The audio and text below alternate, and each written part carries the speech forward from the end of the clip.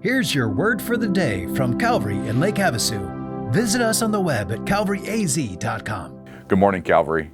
Our reading today comes from Mark 8, verses 34 through 37. So I'm going to read that for us. And calling the crowd to him with his disciples, he said to them, "If anyone would come after me, let him deny himself and take up his cross and follow me. For whoever would save his life would lose it, but whoever loses his life for my sake and the gospel's will save it. For what does it profit a man to gain the whole world and forfeit his soul? For what can a man give in return for his soul?" Calvary, this is Christ speaking to a crowd along with his disciples, and he's describing something that in our minds sounds pretty normal. He says, "Take up your cross and follow me." But in reality, what he's asking these people to do is unheard of at this point in history. You see, a cross was not a symbol of Christianity, something that we cling to as a thing of beauty or a thing of admiration, but it was actually an instrument of torture. So what Christ is really asking someone to do in order to follow him, okay, which was common in the time. People had rabbis, and these teachers, these Bible teachers, they would have young men follow them around and learn from them. But what Christ is actually asking these people to do is to take up this instrument of torture and carry it with them as they follow him, the Son of God.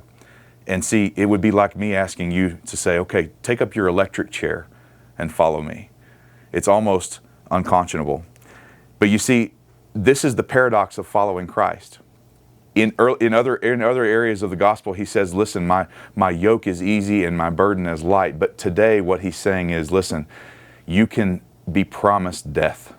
You can be promised a hard time, an instrument of torture, an electric chair, if you decide to follow me. And that's the cost of following Christ. You see, here in our country, it's easy to follow Jesus. We're not asked to sacrifice much. We're asked to make a declaration of faith, but in other areas of the world, people are put to death for their faith. So it's oftentimes hard for us to understand that there is a cost to following Christ as Americans, but let me tell you, there is.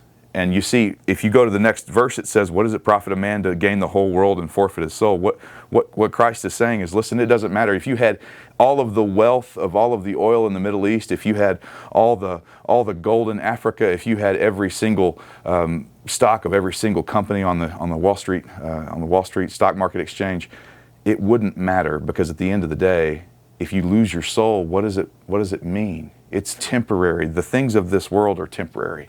And what we have to be is we have to be focused on eternity. We have to be focused on the kingdom of God, and we have to be prepared to make sacrifices if it's needed. So Calvary, as you're reading this today with me, my prayer is that you are able and willing to make sacrifices for your faith, that you're understanding that the things of this world are temporary, and that our focus should be on Christ, not on the distractions of this world. I hope you have a great day.